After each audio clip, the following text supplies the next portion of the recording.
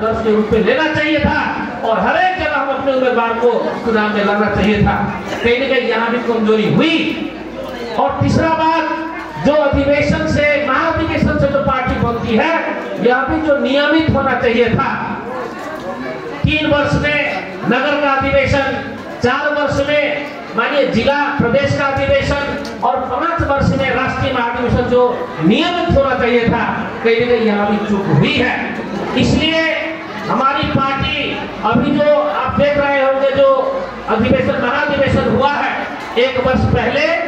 तो वहां से पार्टी एक समीक्षा की कि हमसे क्या कमजोरी हुई, हमारी पार्टी से क्या कमजोरी हुआ, ताकि जो 54 सीट का पार्टी था वो मानिए कि आज हम 12 सीट पर आ गए।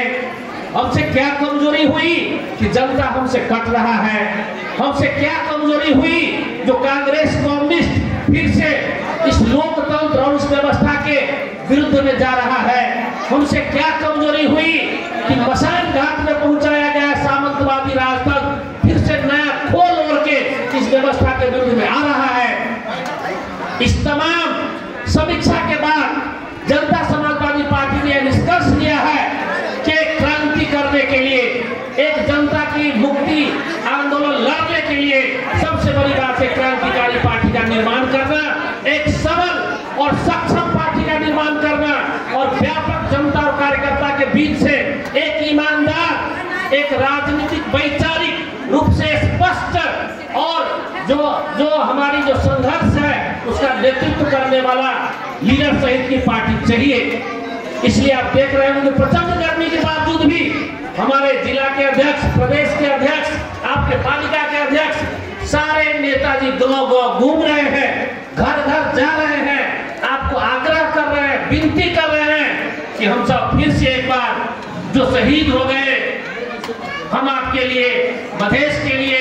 जिनकी सपना अधूरा है, आज मधेश पूरे बेरोजगारी के बीच से गुजर रहा है, हम आपके बच्चे आज विदेश में जाने के लिए बाध्य है। आज महिला की संख्या और बच्चा की संख्या ज्यादा गांव में है,